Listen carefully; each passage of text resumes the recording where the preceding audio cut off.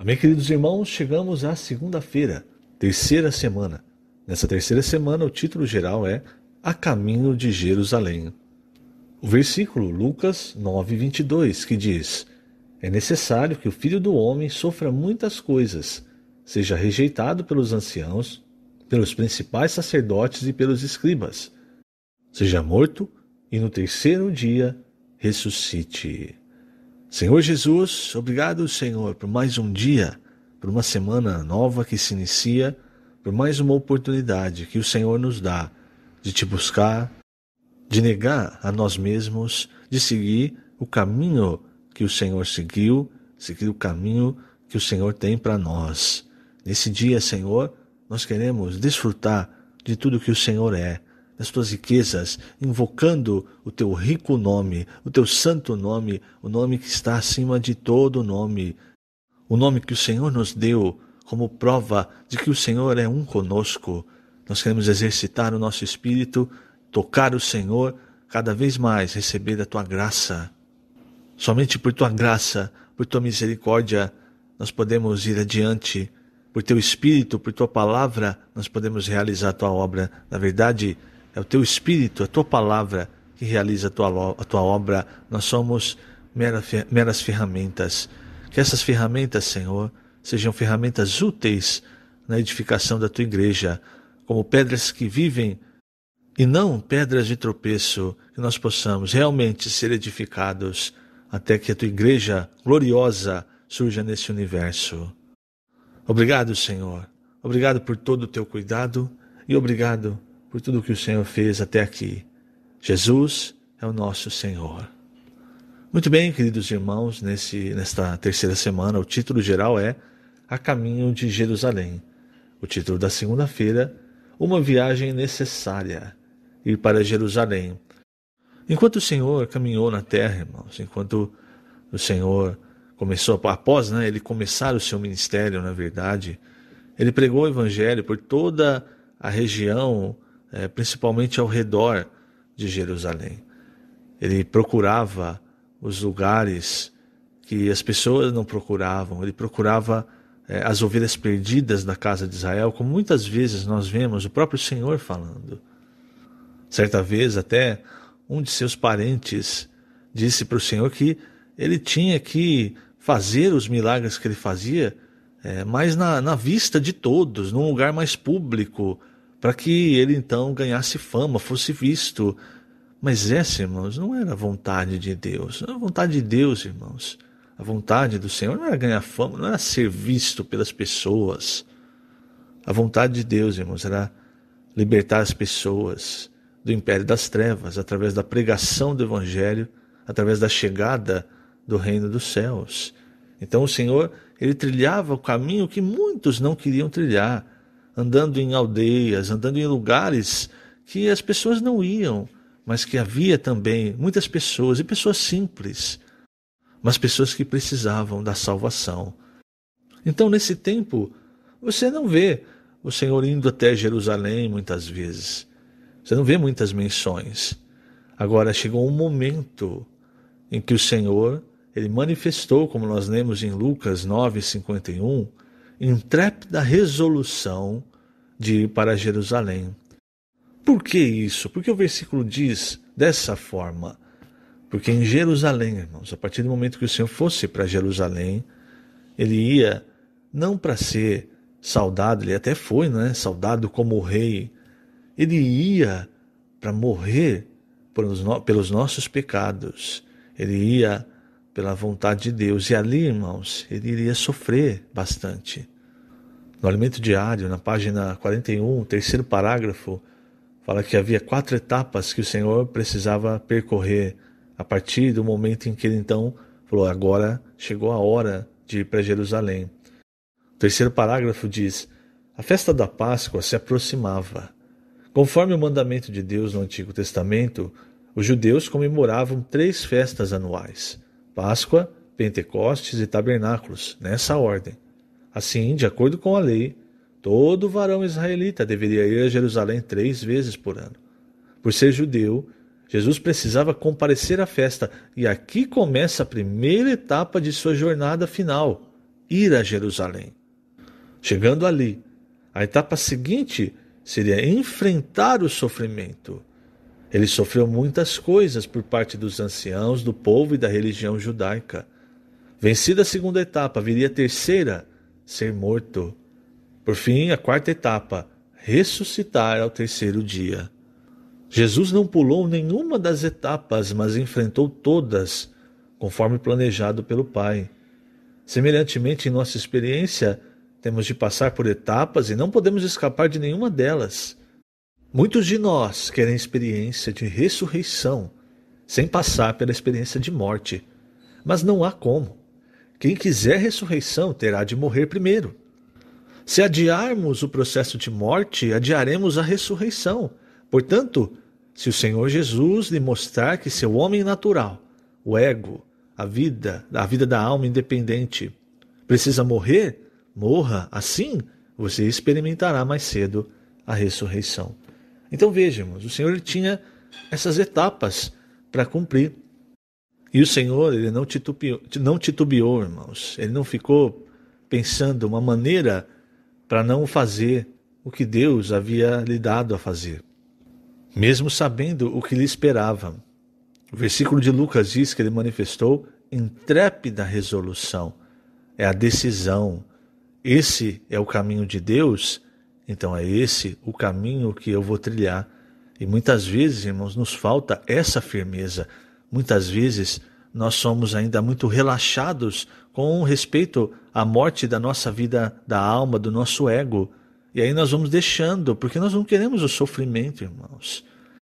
Nós, pegando esse exemplo, nós adiamos a nossa ida a Jerusalém. Mas quanto mais nós adiarmos, irmãos, mais tempo vai demorar para nós experimentarmos também a ressurreição.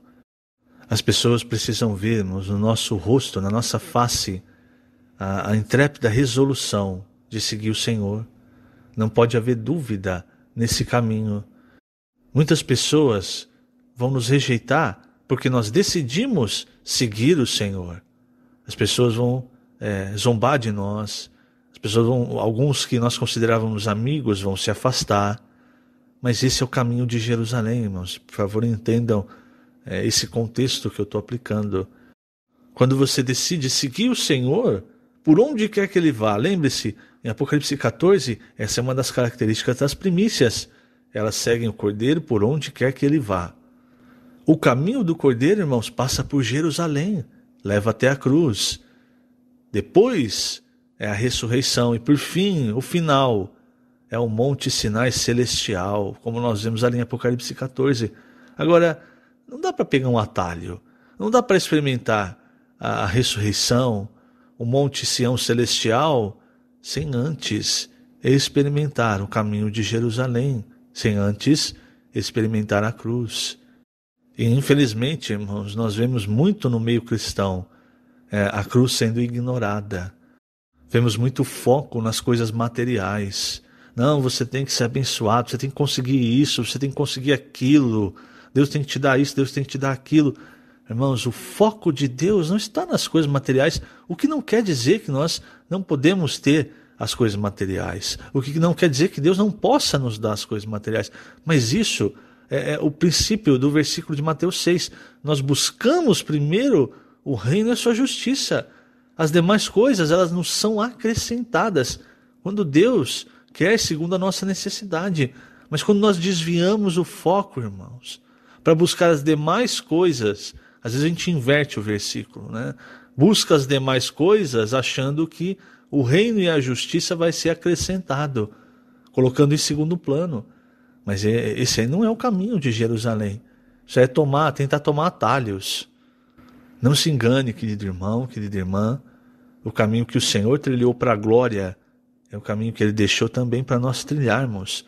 Logicamente, nós não precisamos hoje ir à cruz fisicamente. Mas a cruz, irmãos, ela está aí para matar tudo o que é negativo em nós, para que então o que é positivo, aquilo que Deus gerou em nós, em ressurreição, permaneça. Sem a cruz, sem trilhar o caminho de Jerusalém, nós não seremos vencedores.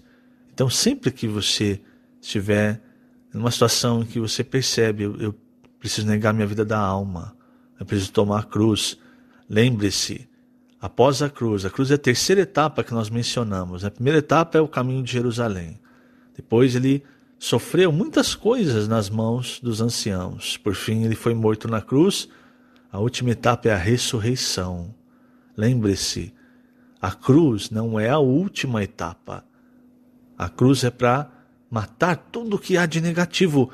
A última etapa é a ressurreição, é a glória. Então lembre-se, querido irmão, querida irmã, por mais que nós tenhamos sofrimento hoje, lembre-se, o Senhor está nos conduzindo à glória. O título da terça-feira: Amar a Deus e amar ao próximo. O versículo, Lucas 10, 27. Amarás o Senhor teu Deus de todo o teu coração, de toda a tua alma, de todas as tuas forças e de todo o teu entendimento, e amarás o teu próximo como a ti mesmo. Muito bem, queridos irmãos, o título dessa terça-feira é Amar a Deus e amar ao próximo. E o título da semana é A Caminho de Jerusalém. Enquanto o Senhor caminhava para Jerusalém, para o seu destino, para aquilo pelo qual o Pai lhe enviou, ele nos ensinou importantes lições. Uma delas, irmãos, nós vemos em Mateus 22, e aqui no Alimento Diário tem o texto de Lucas 10, não é? Em Mateus 22, irmãos, o Senhor estava falando por parábolas. Então é o trecho em que ele fala, por exemplo, a parábola das bodas. E as multidões, irmãos, quando elas ouviam o Senhor, elas se maravilhavam pela sabedoria do Senhor. Agora, os fariseus, os saduceus, os intérpretes da lei, os religiosos, eles não se conformavam com aquilo. Então, versículo 34, Mateus 22, depois eu vou ler também Lucas 10, diz assim: Entretanto, os fariseus, sabendo que ele fizera calar os saduceus, reuniram-se em conselho. E um deles, intérprete da lei, experimentando-o, lhe perguntou: Mestre, qual é o grande mandamento na lei? Respondeu-lhe Jesus: Amarás o Senhor teu Deus de todo o teu coração, de toda a tua alma, de todo o teu entendimento. Esse é o grande e primeiro mandamento. O segundo, semelhante a este, é: Amarás o teu próximo como a ti mesmo. Destes dois mandamentos dependem toda a lei e os profetas. Ou seja, irmãos, tudo o que nós vemos no Antigo Testamento, o resumo está nesses dois mandamentos. Você amar a Deus acima de todas as coisas, com todo o seu coração, sua alma, sua força, seu entendimento. E o resultado disso, irmãos, o fluir desse amor, deve ser amar ao próximo como a si mesmo. Veja que o Senhor, quando ele acrescenta o como a si mesmo, ele coloca esse amor num padrão muito alto. Porque, irmãos, nós somos egoístas por natureza, não é? Não há alguém que nós amamos mais do que a nós mesmos. Então, você poderia dizer assim: eu amo aquele irmão, mas só um pouquinho, já está bom. Aquele ali eu amo um pouco mais, o outro é um pouco menos. Mas não é isso que o Senhor quer dizer. Ele falou: é para amar, mas é para amar como você ama a si mesmo. O que entra em choque, irmãos, conosco, não é? Com a nossa vida da alma, porque para a nossa vida da alma não há lugar para outro senão a nós mesmos. Fica muito claro ali em Romanos 7, quando Paulo fala do marido, aquele marido que ele está falando, é o velho homem, a nossa vida da alma, irmãos. Não há espaço para Cristo enquanto nós estamos cheios de nós mesmos. Não há espaço para amar também as pessoas, o próximo. Eu vou ler também o trecho de Marcos 10, porque assim, durante a semana nós vamos continuar nesse trecho. Perdão, eu falei Marcos 10, é Lucas 10. Nós vamos continuar nesse trecho. Assim que o Senhor fala com esse intérprete da lei, esse intérprete da lei pergunta: mas quem é o meu próximo? Nós não vemos isso lá em Mateus. E aí então o Senhor fala a parábola do bom samaritano. Mas isso vai ficar para outro dia. Hoje, vamos nos concentrar nos versículos 25 a 28 de Lucas 10. Eis que certo homem, intérprete da lei, que se levantou com o intuito de pôr Jesus à prova e disse-lhe: Mestre, que farei para herdar a vida eterna? Então Jesus lhe perguntou: Que está escrito na lei? Como interpretas? A isto ele respondeu: Amarás o Senhor teu Deus de todo o teu coração, de toda a tua alma, de todas as tuas forças, de todo o teu entendimento, e amarás o teu próximo como a ti mesmo. Então Jesus lhe disse: Respondeste corretamente. Faze isso e viverás. Veja, irmãos, esse herdar a vida eterna que eles estão falando aqui diz respeito ao reino milenar. Para nós, irmãos, hoje nós já temos a vida eterna. A vida eterna está em nós. Por quê? Porque nós recebemos o Senhor. Com o Senhor nós recebemos a vida de ressurreição.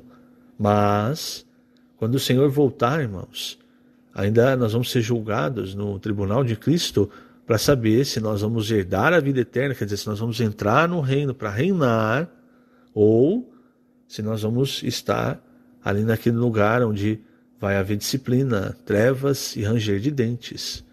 Então, o que o Senhor diz? Ele diz: faze isto e viverás.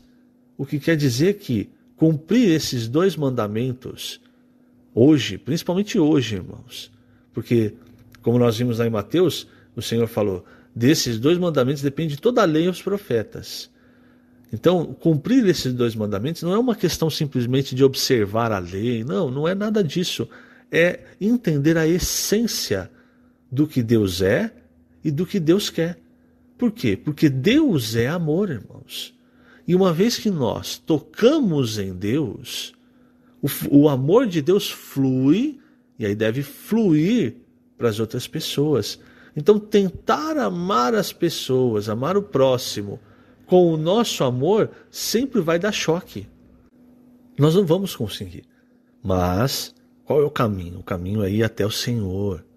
O caminho é desfrutar daquilo que o Senhor é, da glória de Deus. E aí, isso vai fluir para as outras pessoas. Isso vai influenciar o nosso relacionamento com os irmãos, com a nossa família, com as pessoas com quem nós trabalhamos, com quem nós convivemos. Sobre isso, João, na sua epístola, na sua primeira epístola, no capítulo 4, ele diz assim, a partir do versículo 7, Amados, amemo-nos uns aos outros, porque o amor procede de Deus. Veja, irmãos, ele não diz assim, amemo-nos uns aos outros, porque Deus disse para nós amarmos uns aos outros. Não, aqui João, ele é profundo, mas ao mesmo tempo ele é prático. Ele quer dizer, amemo-nos uns aos outros, porque o amor procede de Deus. E todo aquele que ama é nascido de Deus e conhece a Deus. Então, onde está o problema da falta de amor? O problema da falta de amor, irmãos, está em nós não estarmos ligados à fonte. O amor procede de Deus. Hoje nós temos os aparelhos, né, eletrodomésticos, principalmente o celular. Vamos pegar o exemplo do celular. O celular você leva para todo lugar. Hoje é uma ferramenta muito útil, certo? Mas ele precisa de um tempo conectado à energia para carregar. Então você pode usar 1, 2 dias, 3 talvez, dependendo, né? Mas você tem que voltá-lo sempre para a bateria ali, para carregar. Nós, irmãos, nós precisamos sempre estar ligados a Deus. É isso, irmãos, que vai nos, entre aspas, nos carregar do amor de Deus, e aí, consequentemente, esse amor vai fluir de nós. E muitas vezes, ou na maioria das vezes, irmãos, o grande problema da edificação da igreja está entre os homens. Está ligado no relacionamento entre os homens. Está ligado ao relacionamento entre os homens. Mas por quê? Porque muitas vezes falta a conexão correta com Deus. Versículo 8. Aquele que não ama, não conhece a Deus, pois Deus é amor. Não tem jeito, irmão. Se você conhece, aqui não é conhecer a Deus no sentido como aquele intérprete da lei. Aquele intérprete da lei, veja, irmão, isso é um ponto muito importante. Aquele intérprete da lei, ele conhecia a lei, ele perguntou e ele mesmo deu resposta para o Senhor. Mas, irmãos, quando o Senhor fala a parábola do samaritano, você percebe que os religiosos, na hora de praticar, eles passavam ao largo, né? Não vou entrar nessa parábola hoje. Isso quer dizer que não basta, irmãos, nós conhecermos, nós termos o conhecimento. Paulo é muito claro em 1 Coríntios 8. O saber, ele vai ensoberbecer você. E aqueles religiosos, eles achavam que eles podiam experimentar, pôr à prova. Eu digo experimentar não é no sentido positivo, não, irmãos. É pôr à prova o Senhor. O que é isso? Isso é arrogância. Arrogância humana, irmãos. Acha que pode pôr à prova o próprio Deus. O saber ensoberbece, mas o amor é o que edifica. Então não adianta apenas saber quem é Deus. Nós precisamos tocar a Deus, tocar em Deus, desfrutar do que Ele é. E aí, irmãos, isso vai então sendo infundido em nós e também na nossa experiência com as pessoas. Então esse exemplo do intérprete da lei, ele precisa ficar muito claro para nós. Muitas vezes nós somos até arrogantes, soberbos, dizendo: não, nós temos a verdade, não, nós conhecemos a Deus, nós conhecemos a igreja, mas isso não se traduz na prática. A prática, irmãos, de conhecer a Deus é amar o próximo. Ali quando, em João 21, quando o Senhor fala com Pedro: Pedro, você me ama? Não, Senhor, eu te amo. Ou seja, na teoria, irmãos, Pedro estava muito certo daquilo que ele estava falando, que ele amava o Senhor. Mas ali, o Senhor estava perguntando para ele: como é que você me ama, Pedro?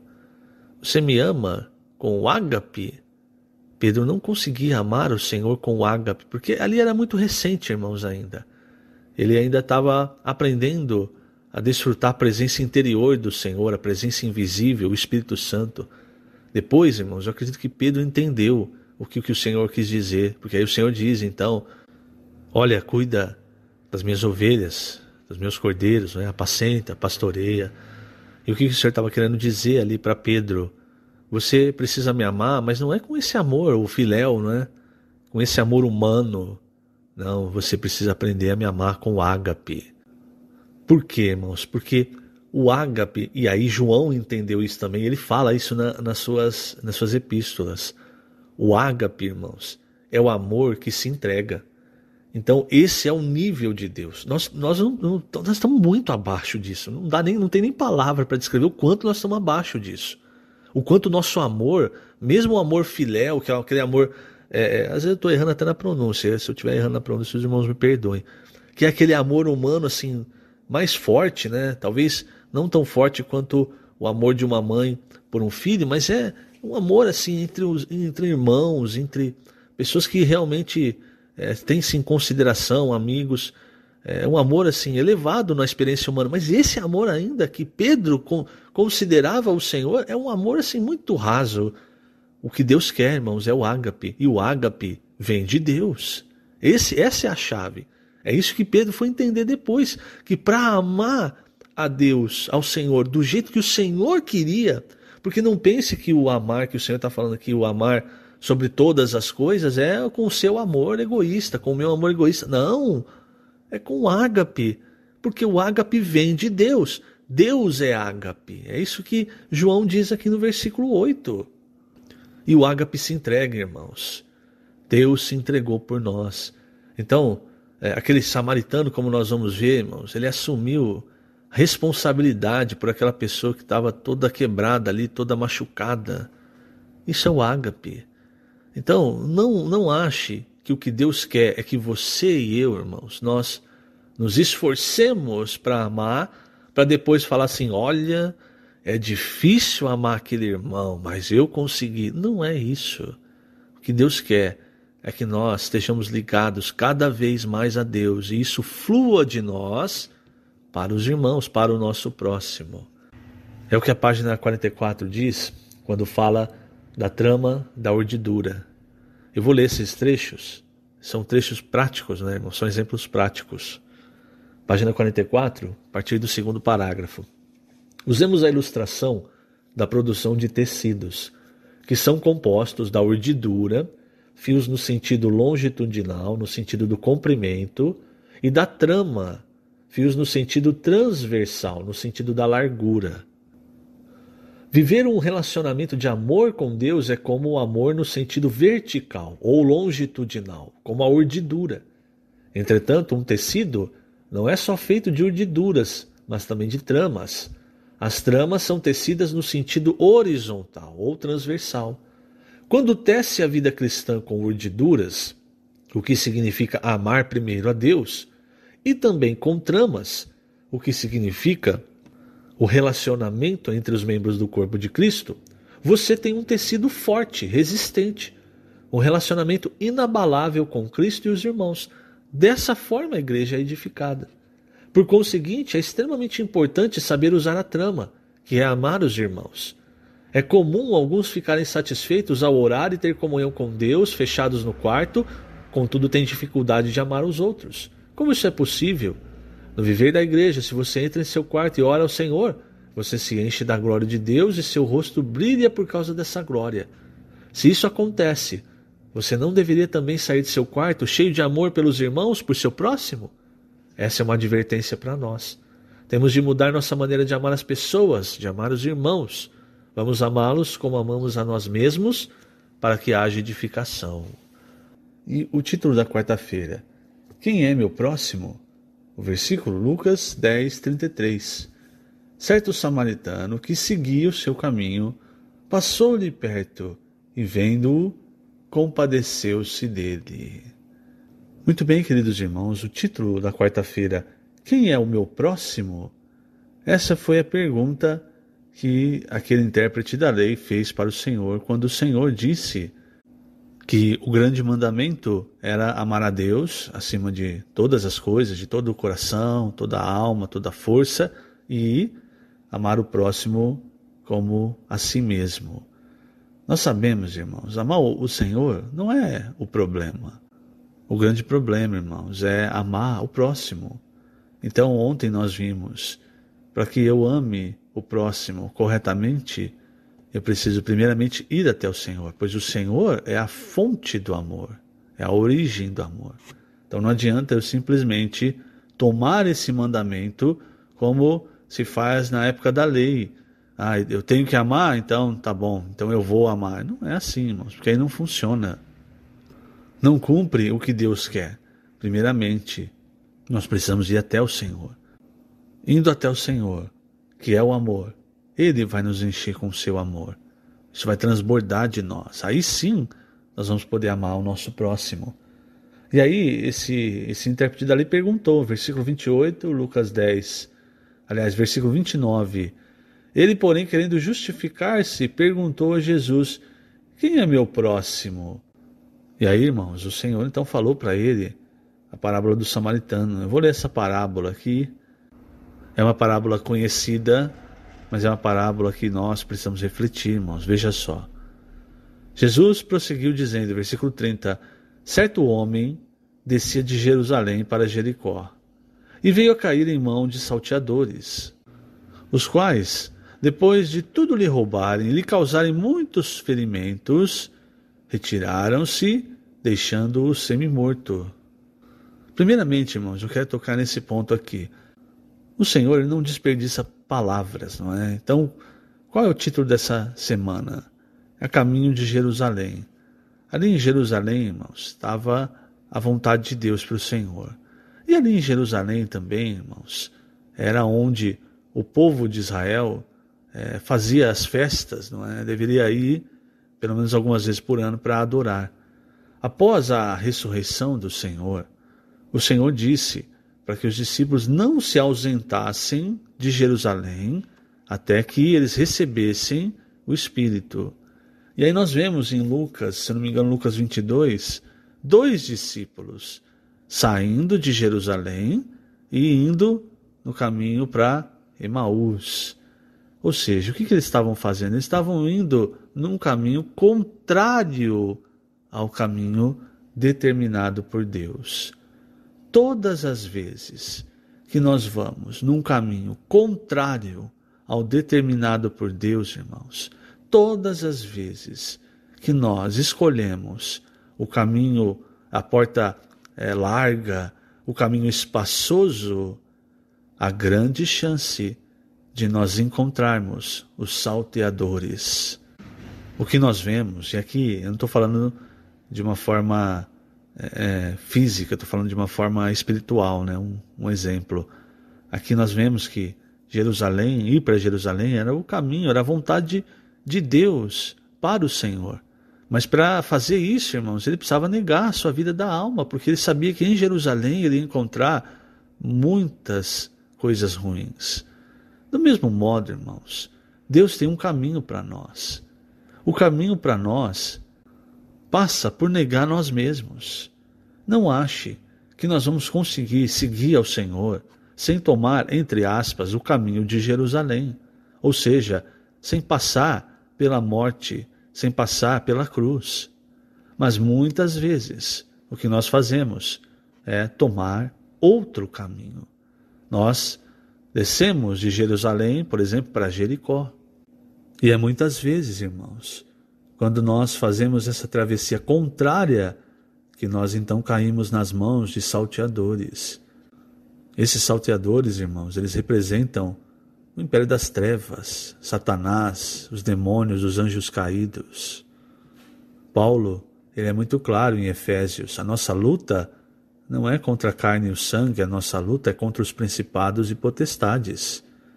Por isso nós precisamos nos revestir da armadura de Deus, mas se nós resolvemos, irmãos, mudar o nosso caminho, não, esse caminho aqui de Jerusalém está muito difícil, quer saber, ao invés de subir, eu vou descer, eu vou mudar. Ali, aqueles dois de Emaús, quando eles encontraram o Senhor, veja, irmãos, o Senhor se preocupou com aqueles dois, não é? Veja como o Senhor, ele é amoroso, como o Senhor se preocupa com cada um de nós. Só um parênteses, né? No conceito humano, irmãos, ali, os mais importantes, se você for pensar bem, eram os 12 discípulos, porque o Senhor havia então morrido, ressuscitado, e agora a bola do jogo, entre aspas, estava com os 12 discípulos, certo? Então, no conceito humano, deveria se preocupar apenas com eles, investir o máximo neles, certo? Mas ali você vê o Senhor se preocupando com 2 discípulos que você nem ouve mais o nome deles na Bíblia. Esse é o nosso Senhor, irmãos. Quando o Senhor proferiu aquela parábola, em que ele diz que ele deixa 100 ovelhas, as 99, e vai atrás da que se perdeu, o Senhor, irmãos, ele fala, ele faz. Então, muitas vezes, nós temos essa atitude, e muitas vezes tem irmãos que têm essa atitude, ao invés de subir, continuar no caminho de Jerusalém, quer dizer, continuar seguindo o Senhor, negando a si mesmo, resolvem tomar um caminho mais fácil, resolvem descer para Jericó. Jericó é uma cidade boa de se morar, não é? Não vou entrar nesses detalhes. E por causa disso, muitas vezes, caem na mão de salteadores, irmãos. Aos quais, versículo 30 diz assim, os quais, depois de tudo lhe roubarem e lhe causarem muitos ferimentos, retiraram-se, deixando-o semi-morto.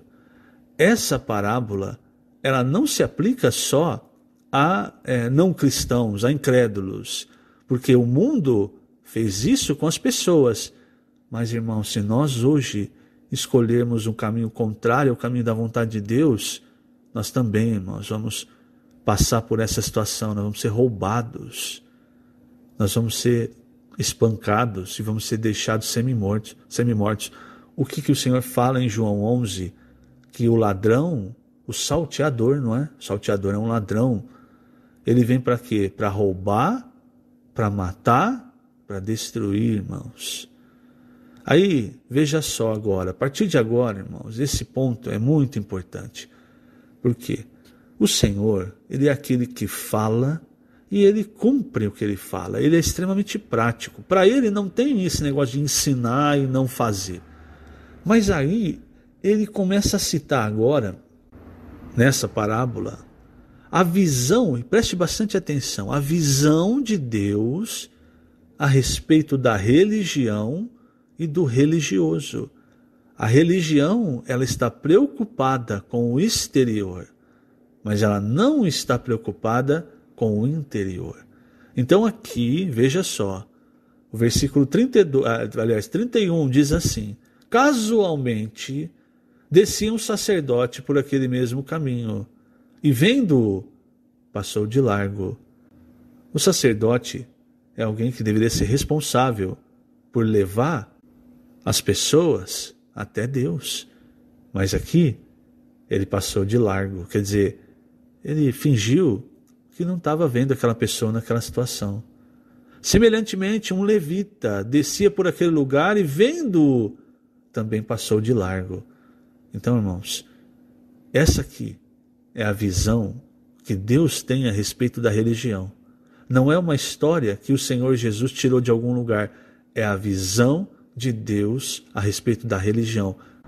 Quando eu falo de religião, irmãos, eu me refiro a isso aqui. Tem todo um aparato, né? Um sacerdote está vestido como sacerdote, é exterior, mas o interior, ou seja, o encargo de sacerdote, não exerce, passou de largo.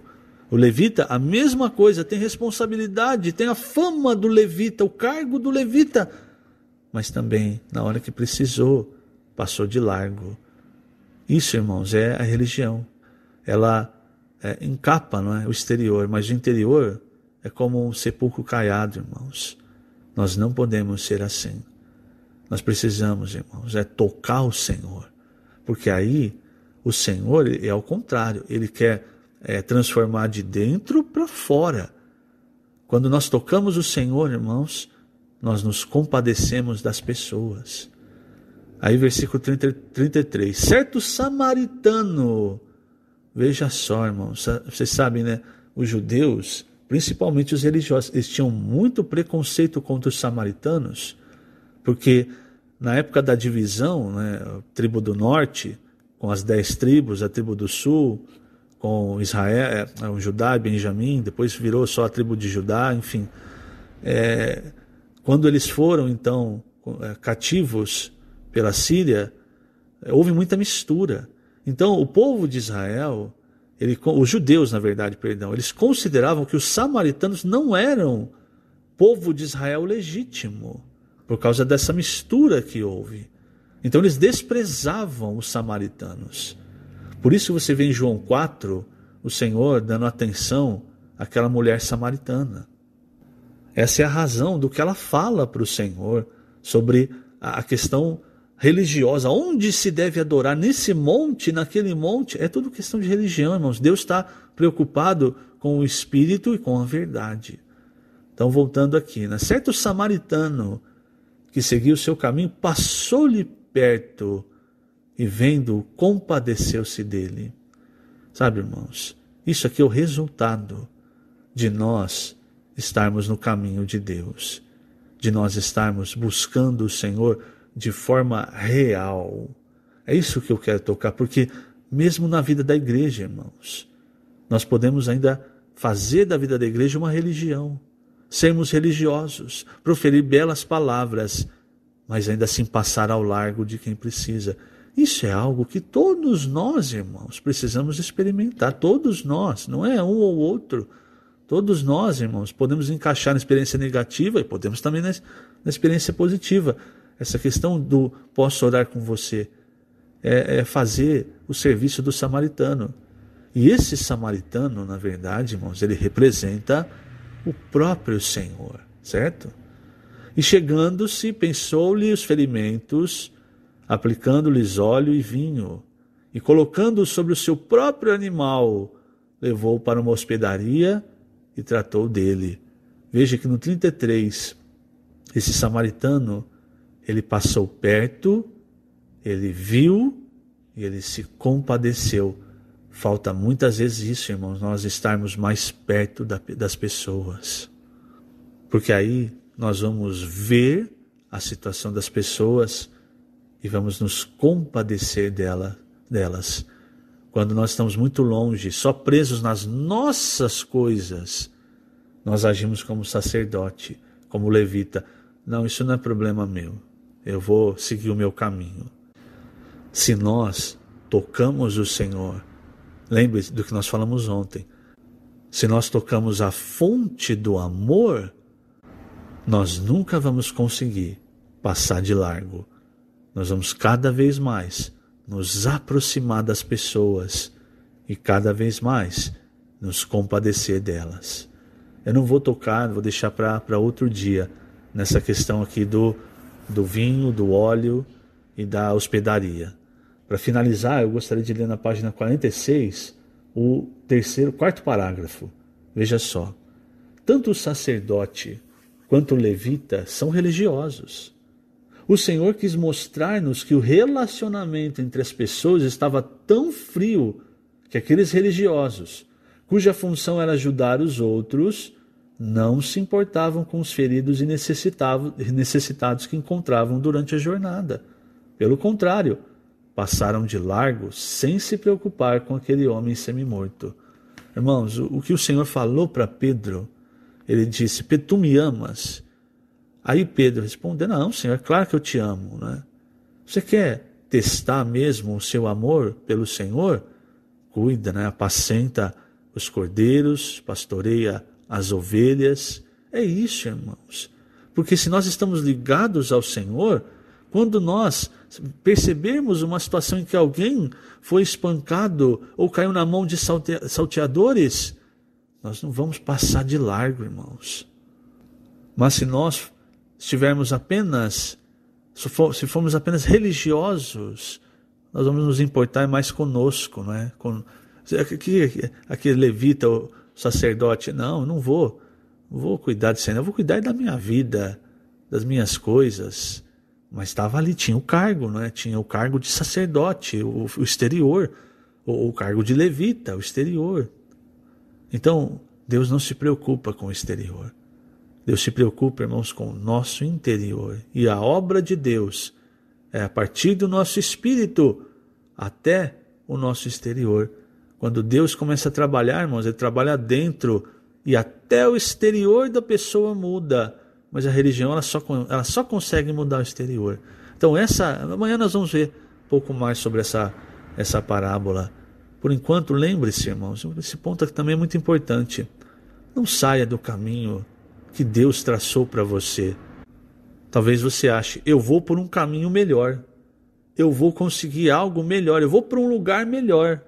Na verdade, irmãos, o melhor lugar, o melhor caminho é o caminho de Deus. O título da quinta-feira: A hospedaria. Os versículos Lucas, capítulo 10, versículos 36 e 37. Qual desses três te parece ter sido o próximo do homem que caiu nas mãos dos salteadores? Respondeu-lhe o intérprete da lei: o que usou de misericórdia para com ele. Então lhe disse: vai e procede tu de igual modo. Muito bem, queridos irmãos, continuando então a ver a parábola do samaritano que o Senhor aplicou ao intérprete da lei, quando esse perguntou ao Senhor, primeiramente, qual era o grande mandamento da lei. Aí o Senhor respondeu: amarás o Senhor teu Deus de todo o teu coração, teu entendimento, de tua força, de tua alma, acima de todas as coisas, irmãos, e amarás o teu próximo como a ti mesmo. E nós vimos essa semana, uma coisa é resultado da outra, irmãos. Não adianta nós queremos amar o nosso próximo com o nosso amor natural. Aí nós vamos ser sempre como aquele sacerdote, aquele levita que tem a posição, tem o cargo, não é? É um sacerdote, é um levita, mas interiormente não tem amor. Então, quando eles veem a situação daquela pessoa caída, eles passam de largo. Agora, se nós estamos desfrutando do Senhor, e Deus é amor, aí, irmãos, nós também podemos cuidar das pessoas. Nessa parábola, depois do intérprete da lei ter perguntado para o Senhor: quem é o meu próximo? Aí, o Senhor então disse, no versículo 30 de Lucas 10, certo homem descia de Jerusalém para Jericó e veio a cair em mãos de salteadores, os quais, depois de tudo lhe roubarem e lhe causarem muitos ferimentos, retiraram-se, deixando-o semimorto. Casualmente descia um sacerdote por aquele mesmo caminho e, vendo-o, passou de largo. Semelhantemente, um levita descia por aquele lugar e, vendo-o, também passou de largo. Certo samaritano, que seguia o seu caminho, passou-lhe perto e vendo, compadeceu-se dele. Esse aqui, irmãos, é o nosso Senhor. O nosso Senhor, a gente vê em Mateus 9, ele tinha um forte sentimento de compaixão pelas pessoas, pela situação das pessoas. Versículo 34. E chegando-se, pensou-lhe os ferimentos, aplicando-lhes óleo e vinho, e colocando-o sobre o seu próprio animal, levou-o para uma hospedaria e tratou dele. Então nós sabemos, irmãos, que essa hospedaria representa a vida da igreja. É ali, irmãos, onde o Senhor trata dos doentes. Lembre-se, o Senhor não veio para os sãos. Os sãos não precisam de médico. O Senhor veio para os doentes. E aqui diz, que o Senhor pensou-lhe os ferimentos, aplicando-lhes óleo e vinho. O que é isso, irmãos? Esse é o remédio santo que Deus tem para todas as nossas necessidades e para todas as nossas dificuldades. O óleo, você sabe, na Bíblia, representa o Espírito, irmãos. E hoje, nos tempos finais, nós temos visto o Espírito está 7 vezes intensificado. Quando nós saímos para orar pelas pessoas, o que nós estamos fazendo? Nós estamos aplicando o óleo, irmãos, o Espírito. E o vinho, irmãos, ele, na Bíblia, ele representa, tem 2 pontos, Primeiro, irmãos, ele representa o sangue do Senhor. Então, toda semana, quando nós partimos o pão, nós tomamos o cálice. Aquele cálice, ele representa o sangue do Senhor. E aquele sangue, irmãos, é para curar os nossos pecados, para nos limpar, aliás, dos nossos pecados, não é? O Senhor morreu uma vez por todas. Ele não precisa morrer mais uma vez. Então, o que nós precisamos é apenas tomar posse do que o Senhor nos deixou. Então, as pessoas, irmãos, e nós, lógico, também, o que nós precisamos muitas vezes é do sangue do Senhor, para limpar os nossos pecados. Porque quando nós pecamos, irmãos, e não confessamos, nós vamos cada vez mais nos afastando de Deus. Então Deus sempre tem o vinho para aplicar. E mais, irmãos, esse vinho na Bíblia, ele também representa a vida de Deus, a vida real, a vida que dá real satisfação ao homem. Nós vemos isso em Mateus, capítulo 9, versículo 17. Ali o Senhor estava falando, eu vou ler o 16, ele estava falando assim: ninguém põe remendo de pano novo em veste velha, porque retirando parte da veste e fica maior a rotura. Porque o remendo tira parte da veste e fica maior a rotura, perdão. Nem se põe vinho novo em odres velhos. Do contrário, rompem-se os odres, derrama-se o vinho e os odres se perdem. Mas se põe vinho novo em odres novos e ambos se conservam. Esse vinho novo é a vida de Deus.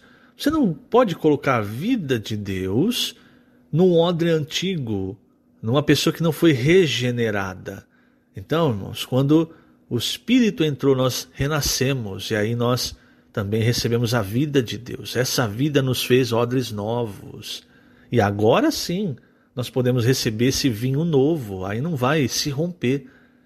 Então, irmãos, por toda a nossa vida, o remédio de Deus é o Espírito e é a sua vida. E isso, irmãos, vem através da palavra. E quem vai entregar essa palavra? Esse é o ponto, é o que Paulo fala em Romanos 10. Como que as pessoas invocarão o nome do Senhor para ser salvas se não há quem pregue? Então, você percebe? Aí entra cada um de nós. Então, o Senhor tomou aquele ferido, colocou sobre o seu próprio animal e levou para uma hospedaria. Essa hospedaria, como eu disse, representa a vida da igreja, irmãos. Nós, durante muito tempo, nós ouvimos falar sobre o mordomado, os mordomos. Quem são eles? São aqueles que administram a casa de Deus, para que os recursos de Deus sejam entregues para os da casa. Então, antigamente havia essa figura do mordomo. Ele fazia exatamente isso, ele era responsável em saber o que cada um precisava, controlar a riqueza da casa para que nunca faltasse, não houvesse alguém que ficasse em falta sobre algo que precisava. Do mesmo modo, irmãos, A casa de Deus, a igreja, essa hospedaria é muito rica. O que é preciso, então, é que esses mordomos comecem a agir. Esses mordomos saibam aplicar isso que o Senhor nos deu. Esse óleo, esse vinho, a palavra de Deus, para quê? Para cuidar das pessoas. Isso, cada um de nós, irmãos. Quando fala que a igreja é hospedaria, parece que fica muito genérico, não é? Ah, legal, a igreja é hospedaria, mas e aí eu? Então você é aquela pessoa do versículo 35. No dia seguinte, tirou 2 denários e os entregou ao hospedeiro. É você, sou eu. O denário, irmãos, ele é o salário de um dia de trabalho. 2 denários, são 2 dias de trabalho, o que significa que, para Deus, um dia é como 1000 anos, são 2000 anos. Quer dizer, desde o início, desde quando a igreja foi gerada até hoje, já são quase 2000 anos. O que o Senhor falou? Para cada hospedeiro, irmãos, o Senhor, ele dá a mesma quantia. Lembra Mateus 20, os trabalhadores da última hora, eles receberam a mesma quantia que os trabalhadores da primeira hora. Aí, irmãos, você pode pensar assim, mas 1 denário é muito pouco. Paulo pode pensar, eu trabalhei muito mais do que esses que chegaram ali por último, não é? Mas o que o Senhor diz aqui? Ele disse, cuida deste homem, e se alguma coisa gastares a mais, eu te indenizarei quando voltar. Essa indenização, irmãos, é o galardão do reino. Tudo que nós, entre aspas, gastarmos cuidando das pessoas, irmãos, será nos indenizado no reino quando o Senhor voltar. Por isso, vale a pena esse trabalho de hospedeiro. É o trabalho melhor remunerado, irmãos, que nós vamos encontrar em toda a face da terra. Então essa parábola, irmãos, ela é uma parábola muito prática, é uma parábola que o Senhor falou para esse intérprete da lei que achava que conhecia muito, talvez até conhecesse, mas é o que Paulo diz, né? O saber ensoberbece, o que edifica é o amor. E aí o Senhor mostrou para ele o amor, a necessidade de ter o amor ao próximo. Eu vou ler aqui na página, para finalizar, na página 47, eu vou ler a partir do 2º parágrafo. Tem algo também sobre os 2 denários, muito importante para nós vermos, irmãos, veja só. No versículo seguinte da leitura do Evangelho de Lucas, vemos: chegando-se, pensou-lhe os ferimentos, aplicando-lhes óleo e vinho, e colocando sobre o seu próprio animal. Levou-o para uma hospedaria e tratou dele. Essa hospedaria simboliza o viver da igreja. Muitas vezes nossos comportores dinâmicos contatam pessoas nas ruas com a pergunta: posso orar por você? Quando eles começam a orar, muitas se emocionam até as lágrimas. Geralmente estão cheios de problemas, de forma que aceitam receber cuidado. E os comportores enviam-nas para a central de acolhimento e para as redes de cuidado. Quando fazem isso, na verdade, levam as pessoas para a hospedaria. Esses são como o samaritano, que não passou de largo, tal qual o sacerdote e o levita. Agora cabe a nós, que somos a hospedaria, estar preparados para receber essas pessoas, uma vez que elas chegam ao viver da igreja muito feridas. Conforme lemos, o samaritano levou-o para uma hospedaria e tratou dele. No dia seguinte, tirou 2 denários e entregou ao hospedeiro, dizendo: cuida deste homem, e se alguma coisa gastares a mais, eu te indenizarei quando voltar. Portanto, o viver da igreja cura as pessoas. O samaritano deu 2 denários ao hospedeiro, que pode ser qualquer um de nós que está na hospedaria. Os 2 denários, na verdade, são os talentos que o Senhor nos deu para cuidar das pessoas. Olha só que coisa maravilhosa, irmãos. Por quê? Aqueles 2 denários, o Senhor entregou para o hospedeiro, certo? Então veja só, isso também representa os dons que o Espírito nos deu, que o Senhor nos deu. Só que como nós, irmãos, como homens naturais, nós somos egoístas, nós achamos que os dons são nossos e que nós podemos usar esses dons para nós mesmos, para o nosso proveito. É como se aquele hospedeiro pegasse os 2 denários e dissesse assim: quer saber de uma coisa? Eu não vou cuidar desse aí não, eu vou pegar esses 2 denários e vou gastar eles vou ir num restaurante, vou comer alguma coisa, enfim. Você percebe, irmãos, que o que o Senhor te deu não é simplesmente para você, é para você utilizar no corpo de Cristo. Isso é o que define o ministério e o ministro. Nós vimos isso quando nós estudamos 2 Coríntios. Você vê que até os sofrimentos que um ministro passa é para o corpo de Cristo, para o aproveitamento do corpo de Cristo. Então tudo que Deus deu é para o seu corpo, é para o cuidado com as pessoas. Se Deus te deu um dom, irmão, não utilize esse dom para si mesmo, utilize-o para o corpo. Assim você vai estar servindo o Senhor como esse hospedeiro, como esse mordomo. E o título da sexta-feira, negociar até que ele volte. Os versículos, Lucas 19, versículos 12 e 13.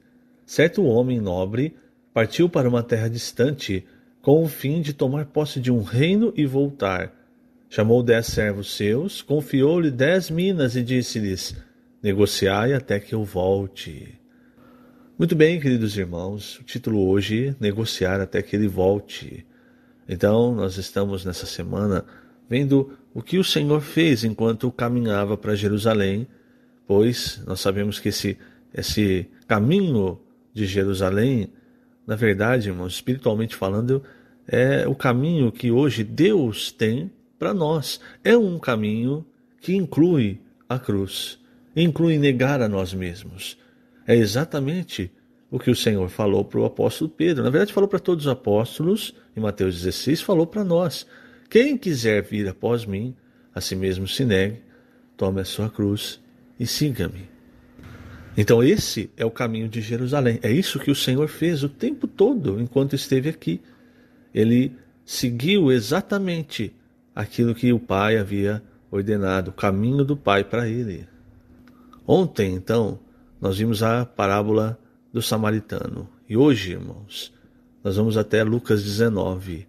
Ali tem outra parábola, a parábola das minas. Essa parábola ela é semelhante à parábola dos talentos, mas com algumas diferenças. Vamos ler, irmãos, essa parábola em Lucas 19, a partir do versículo 11. Diz assim: ouvindo eles estas coisas, Jesus propôs uma parábola, visto estar perto de Jerusalém e lhes parecer que o reino de Deus havia de manifestar-se imediatamente. Então disse: certo homem nobre partiu para uma terra distante, com o fim de tomar posse de um reino e voltar. Isso, irmãos, é semelhante ao que o Senhor diz em João, nos capítulos 14, 15, 16 e 17. Ali o Senhor estava mostrando para os discípulos: olha, eu vou, para onde eu vou, vocês não podem ir, eu vou preparar lugar para vocês. Até as pessoas acham que aquelas moradas que o Senhor está falando ali são mansões celestiais. Não, irmãos, é isso aqui. O Senhor estava indo, ou seja, esse ir quer dizer morrer. E ali, quando ele morre, irmãos, ele então morre e depois ele ressuscita e volta como o Espírito. Ali em João ele diz que ele vai vir o outro Consolador. Isso quer dizer, ele vai tomar posse de um reino e voltar. Esse tomar posse de um reino, irmão, significa que ele vai abrir a porta do reino dos céus para nós entrarmos também. Então ele voltou hoje como o Espírito da realidade, como outro Consolador. Mas aqui nessa parábola, quando ele diz com o fim de tomar posse de um reino e voltar, esse voltar se refere à sua segunda vinda. Então ele diz assim: chamou 10 servos seus, confiou-lhe 10 minas e disse-lhes: negociai até que eu volte. Aqui veja a diferença. Ali em Mateus, quando nós vemos a parábola dos talentos, para um ele deu 5 talentos, para outro ele deu 2, para outro ele deu 1. Mas aqui você tem 10 servos e cada um dos servos ele deu uma mina. E isso aqui, irmãos, se relaciona principalmente à pregação do Evangelho. Isso está muito relacionado ao Evangelho. Por quê? Porque se você olhar o começo de Lucas 19, tem a história de Zaqueu. E ali, um pouquinho antes do Senhor, por isso que está ligado à história do samaritano, a parábola do samaritano. Um pouquinho antes do Senhor falar essa parábola, ele disse no versículo 9 e 10 de Lucas 19, depois de ter contatado Zaqueu, ele disse assim: hoje houve salvação nesta casa, pois que também este é filho de Abraão, porque o Filho do Homem veio buscar e salvar o perdido. Então essa parábola das minas, irmãos, ela está relacionada com a salvação, com a pregação do Evangelho. Com relação à pregação do Evangelho, irmãos, todos nós temos uma mina. Ali na parábola dos talentos, tinha um que tinha 5 talentos. Isso se refere aos dons que o Espírito nos deu para a obra. Mas aqui, irmãos, você está reparando, todos ganham uma mina. Isso quer dizer, irmãos, que não há nenhum de nós que possa dizer: não, eu não posso pregar o Evangelho, eu não posso contatar as pessoas, eu não tenho esse dom. Não, né? Referente a isso, a pregação do Evangelho, nós ganhamos as pessoas. Todos nós recebemos uma mina.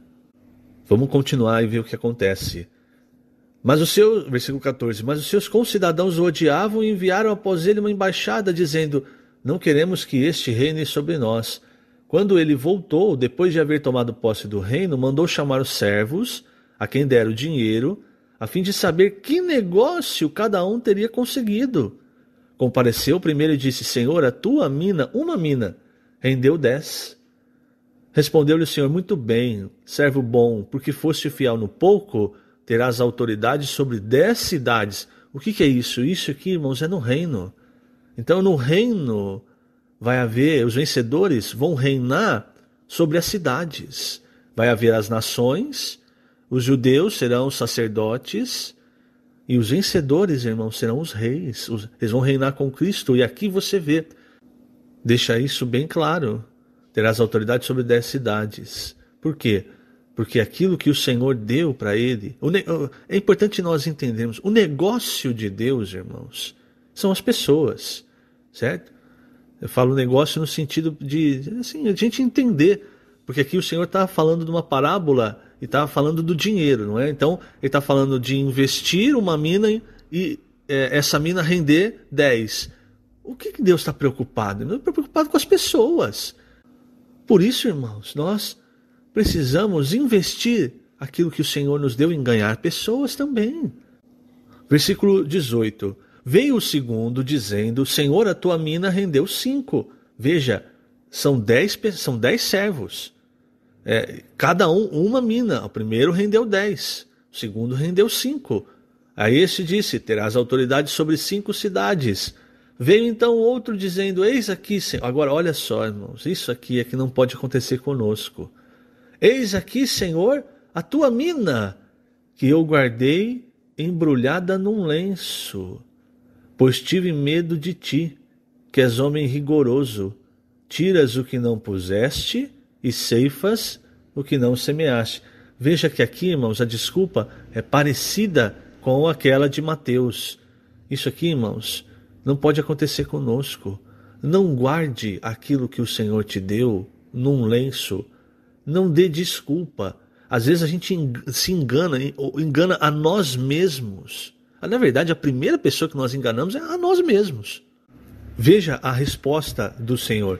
Respondeu-lhe: servo mau, por tua própria boca te condenarei. Sabias que eu sou homem rigoroso, que tiro o que não pus e ceifo o que não semeei? Por que não puseste o meu dinheiro no banco? E então, na minha vinda, o receberia com juros. E disse... Veja, irmãos, isso aqui é muito importante. Depois eu vou ler um trecho do Alimento Diário a respeito disso, do banco, não é? Do Senhor receber com juros. E lembre-se, o negócio de Deus, negócio no sentido de empreendimento, não é? São as pessoas. O que é valioso para Deus são as pessoas. 24. E disse aos que o assistiam: tirai-lhe a mina e dai-o ao que tem 10. Tem as 10. Eles responderam: mas Senhor, ele já tem 10. Pois eu vos declaro, a todo o que tem dar-se-lhe-á, mas ao que não tem, o que tem lhe será tirado.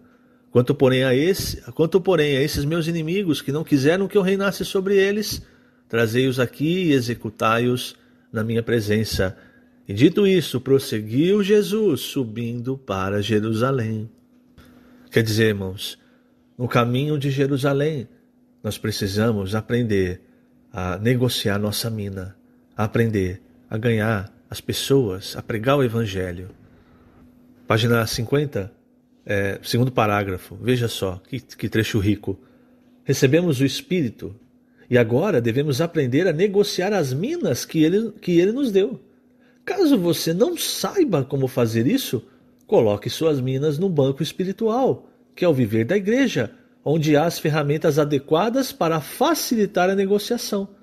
Por meio do Espírito, podemos negociá-las pregando o Evangelho, praticando a comportagem dinâmica, por hora ou por oportunidade. Temos também a central de acolhimento e as redes de cuidado. Precisamos negociar até que ele volte e sabemos que sua volta é iminente. Antigamente era mais difícil pregar o Evangelho, pois não tínhamos os recursos disponíveis de hoje. Agora podemos negociar os talentos orando até por telefone. E se alguém tem dificuldade de sair sozinho, pode sair com os outros. Você não precisa esperar o dia de um evento especial na igreja para orar pelas pessoas. O que aconteceu com aquele que não negociou a mina? O Senhor disse: tirai-lhe a mina e dai ao que tem 10. Eles ponderaram: Senhor, já tem 10. Pois eu vos declaro, a todo o que tem dar-se-lhe-á, mas ao que não tem, até o que tem lhe será tirado. Conseguimos entender o significado disso? Com certeza o Senhor não deixará seus bens nas mãos dos que sempre apresentam desculpas para não negociar o que receberam nem gerar lucro para ele. Isso é, cuidar das pessoas. Então, irmãos, até a volta do Senhor, nós vamos estar com essa mina na mão. Quando o Senhor voltar, ele vai pedir conta dessa mina. O que você fez com ela? Com o que eu te dei? Com o Espírito? Com o meu nome? Enfim. Se nós, irmãos, multiplicarmos, pelo menos uma multiplica por outra, né? Gera outra.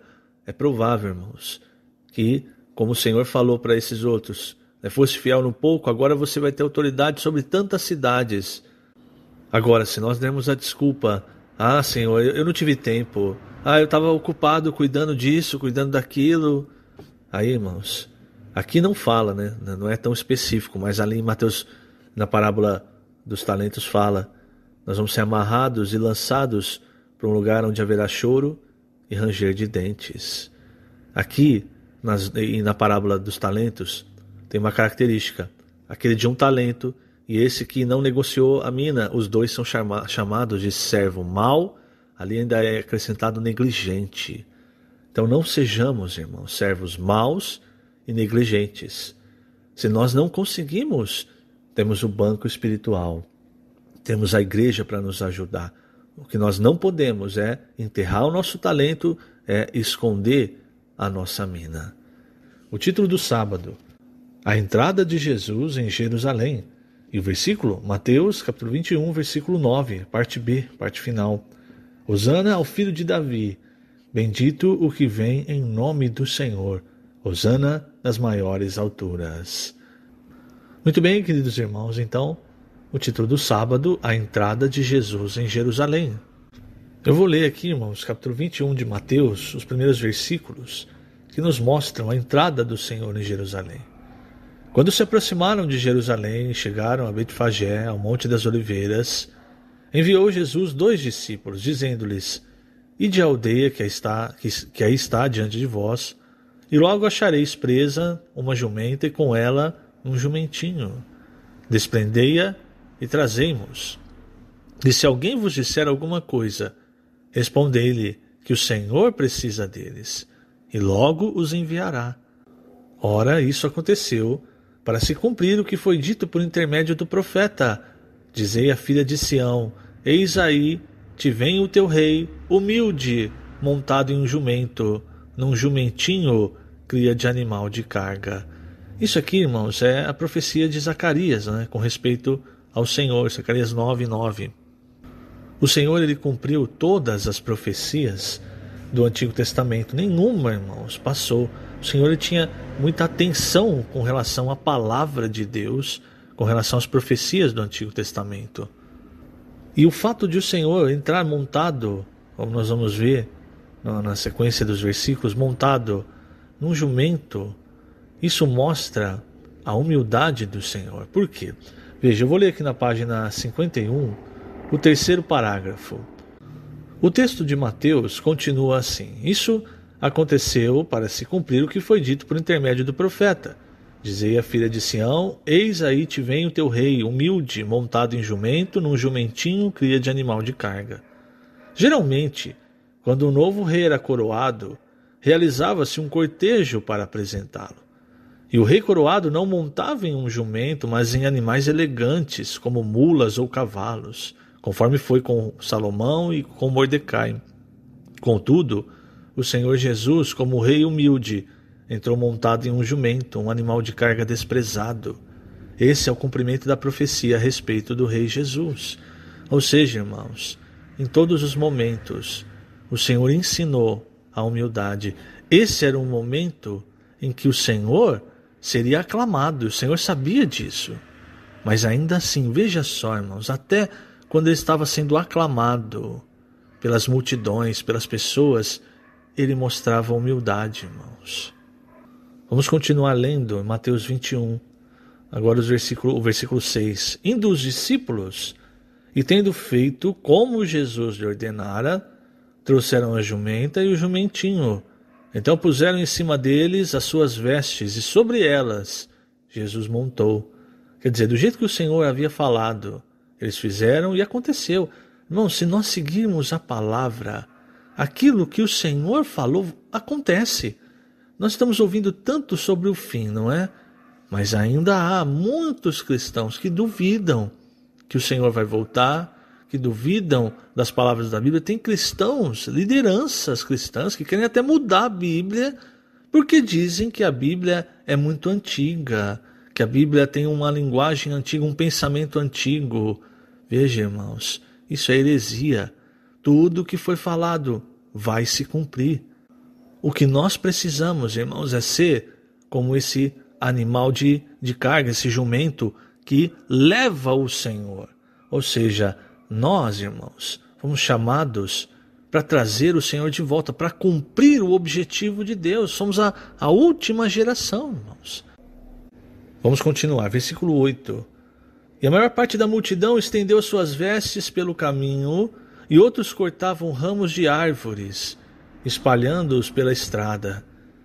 E as multidões, tanto as que o precediam como as que o seguiam, clamavam: Hosana ao filho de Davi, bendito o que vem em nome do Senhor, Hosana nas maiores alturas. E entrando ele em Jerusalém, toda a cidade se alvoroçou e perguntavam: quem é este? E as multidões clamavam: este é o profeta Jesus, de Nazaré da Galileia. Veja, irmãos, aqui muitas pessoas aclamavam o Senhor. Eles louvavam: Hosana ao filho de Davi, bendito que vem em nome do Senhor. Isso é um ponto, irmãos. Aqui tem um ponto muito importante. Essas pessoas, irmãos, estavam fazendo isso, e foi poucos dias antes do Senhor ser crucificado. Onde essas pessoas estavam na crucificação do Senhor? O que eu quero mostrar, irmãos, é que quem teceu, não é? Quem tramou, além, lógico, das forças espirituais, além da vontade de Deus, quem tramou a morte do Senhor Jesus foram os religiosos. Como nós vamos ver aqui, no final aqui do sábado e no domingo, o Senhor ele foi provado pelos religiosos e pela política. Então foram esses, aqueles que tinham essa autoridade, que tramaram a morte do Senhor. Não foram muitas pessoas. Aqui nós estamos vendo muitas pessoas. Mas por que eu quero tocar nesse ponto? Nós precisamos tomar cuidado, irmãos, todos os cristãos, para nós não sermos enganados pela religião, pela política, para que eles não moldem a nossa visão a respeito do Senhor. Então, o mesmo povo que estava clamando o Senhor, talvez alguns dias depois estava pedindo para que ele fosse crucificado. Você lembra, na crucificação foi dado a chance para os israelitas: olha, solto Barrabás ou solto Jesus? Todos eles gritaram: solta Barrabás, nós queremos Jesus crucificado. Isso por quê?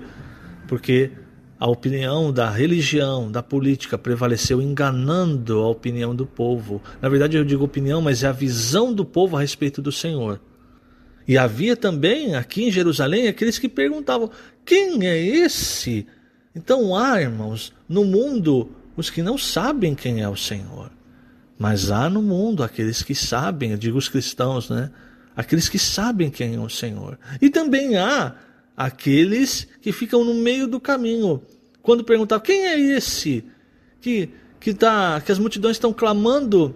Aí disseram assim: esse é o profeta Jesus de Nazaré da Galileia. Mas o Senhor era muito mais do que isso. Quando nós, irmãos, falamos sobre Mateus 16, nós mostramos, as multidões, elas não conheciam o Senhor. Elas achavam que ele era um grande profeta, ou alguns até como João Batista. Mas elas não tiveram a revelação de quem era o Senhor.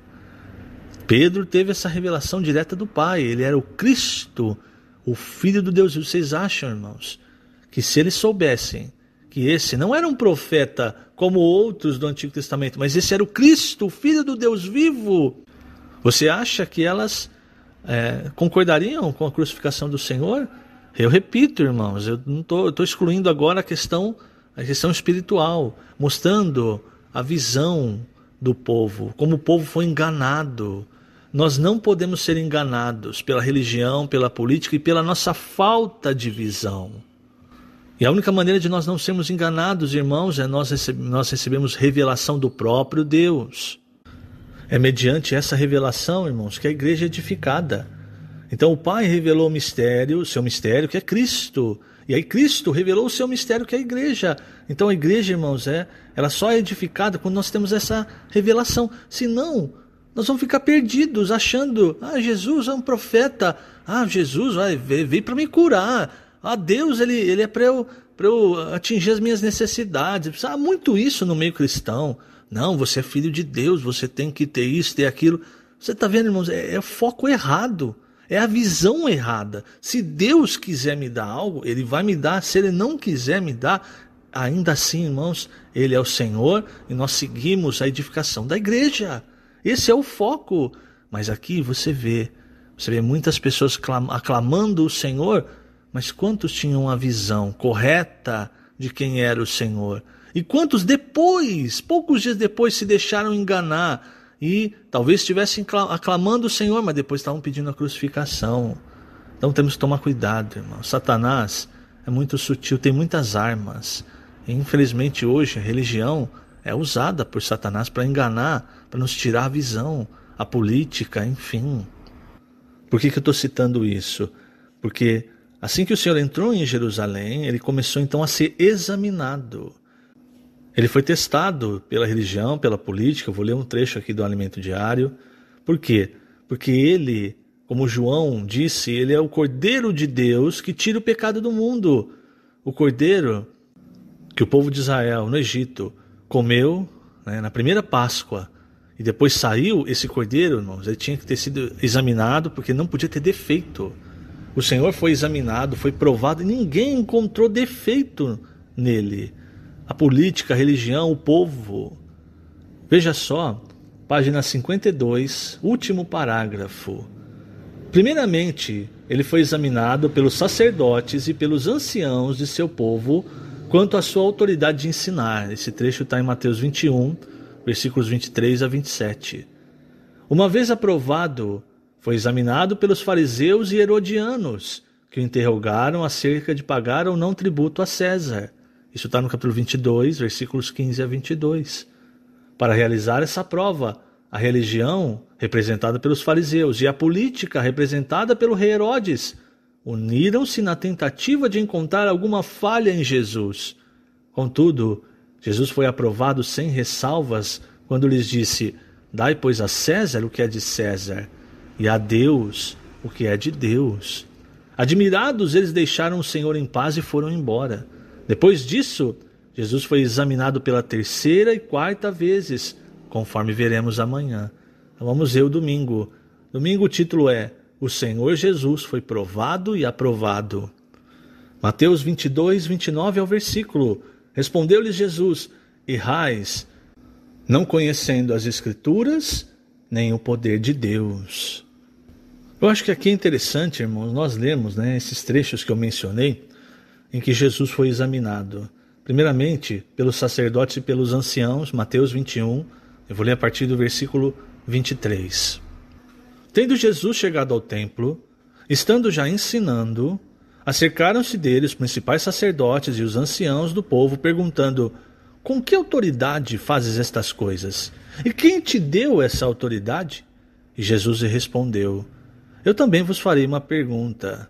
Se me responderdes, também eu vos direi com que autoridade faço essas coisas. De onde era o batismo de João? Do céu ou dos homens? E discorriam entre si. Se dissermos do céu, ele nos dirá: então por que não acreditastes nele?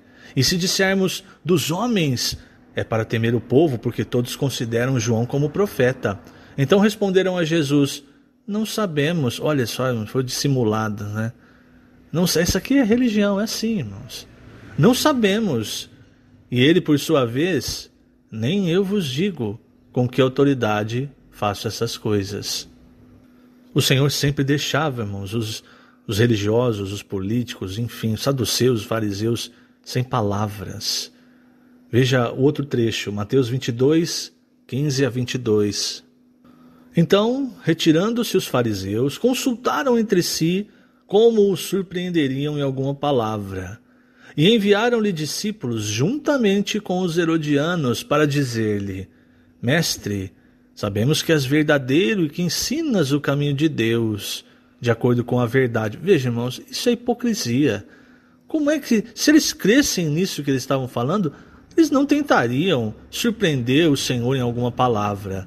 Veja, irmãos, como é a hipocrisia da política e da religião, falando o que não vem do coração, o que não crê de verdade. E enviaram-lhe discípulos juntamente com os herodianos para dizer-lhe: Mestre, sabemos que és verdadeiro e que ensinas o caminho de Deus, de acordo com a verdade, sem te importares com quem quer que seja, porque não olhas a aparência dos homens. Dize-nos, pois, que te parece? É lícito pagar tributo a César ou não? Jesus, porém, conhecendo-lhes a malícia, respondeu: por que me experimentais, hipócritas? Mostrai-me a moeda do tributo. Trouxeram-lhe 1 denário. E ele lhes perguntou: de quem é essa efígie e inscrição? Responderam: de César. Então lhes disse: dai, pois, a César o que é de César, e a Deus o que é de Deus. Ouvindo isso, se admiraram, e deixando-o, foram-se. Veja, irmãos, então o Senhor ele sempre calava a religião e a política. Depois disso, irmãos, aí vieram os saduceus. Os saduceus eram uma seita do povo, dentre a religião judaica, que dizia que não havia ressurreição. E, novamente, na base da hipocrisia, eles foram perguntar para o Senhor, versículo 23. Naquele dia aproximaram-se dele alguns saduceus que dizem não haver ressurreição, e lhe perguntaram: Mestre, Moisés disse: se alguém morrer não tendo filhos, seu irmão casará com a viúva e suscitará descendência ao falecido. Ora, havia entre nós 7 irmãos. O primeiro, tendo casado, morreu, e não tendo descendência, deixou sua mulher a seu irmão. O mesmo sucedeu com o segundo, com o terceiro, até o 7º. Depois de todos eles, morreu também a mulher. Portanto, na ressurreição, de qual dos 7 será ela esposa? Porque todos a desposaram. Olha só a resposta do Senhor.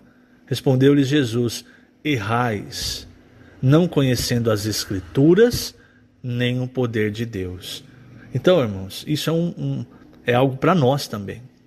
Não basta eu conhecer apenas as Escrituras. Eu preciso conhecer o poder de Deus. Aqui, quando se fala do poder de Deus, fala-se da experiência com o Espírito, com a prática das Escrituras. Se eu falo assim, não, mas é só invocar o nome do Senhor, é só eu andar no Espírito, não preciso nem ler a Bíblia, não preciso da Bíblia.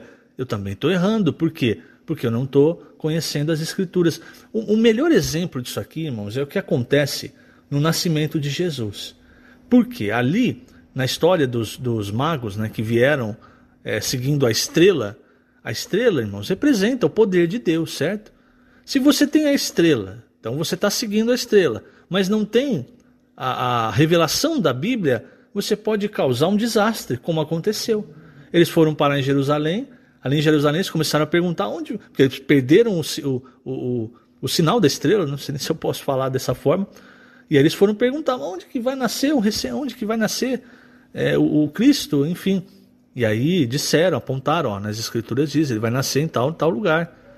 E aí, irmãos, isso suscitou, então, curiosidade de Herodes, e o resultado disso foi que muitas crianças morreram.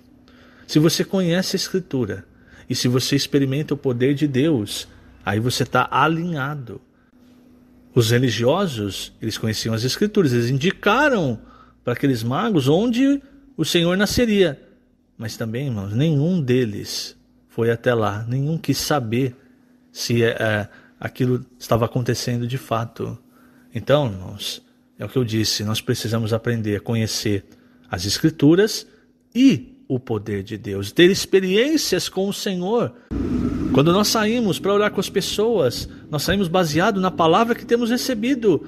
Mas ali, irmãos, nós podemos tocar o poder do Espírito, fazendo milagres na vida das pessoas. Muito bem, vamos continuar, não é? Versículo 30. Porque na ressurreição nem casam, nem se dão em casamento, são porém como os anjos dos céus. E quanto à ressurreição dos mortos, não tendes lido o que Deus vos declarou? Eu sou o Deus de Abraão, o Deus de Isaque e o Deus de Jacó. Ele não é Deus de mortos, e sim de vivos. Ouvindo isso, as multidões se maravilhavam da sua doutrina. Entretanto, os fariseus, sabendo que ele fizera calar os saduceus, reuniram-se em conselho. Então, veja, irmãos, mais uma vez ficaram calados diante da sabedoria de Deus. E o último, foi provado, irmãos, 4 vezes nesses trechos, né? E a última vem agora. Um deles, intérprete da lei, experimentando, lhe perguntou: Mestre, qual é o grande mandamento na lei? Esse trecho nós vimos no começo da semana. Aqui, esse intérprete da lei, ele tentou pegar o Senhor, fazer o Senhor tropeçar usando a própria lei. Então ele perguntou para o Senhor: qual que é o grande mandamento na lei? Respondeu-lhe Jesus: amarás o Senhor teu Deus de todo o teu coração, de toda a tua alma, de todo o teu entendimento. Este é o grande e primeiro mandamento. O segundo, semelhante a este, é: amarás o teu próximo como a ti mesmo. Destes 2 mandamentos dependem toda a lei e os profetas. Mais uma vez, uma tentativa frustrada. Então, veja, irmãos, o Senhor ele foi examinado pela religião, pela política, por todos os que tentaram, pelos intérpretes da lei.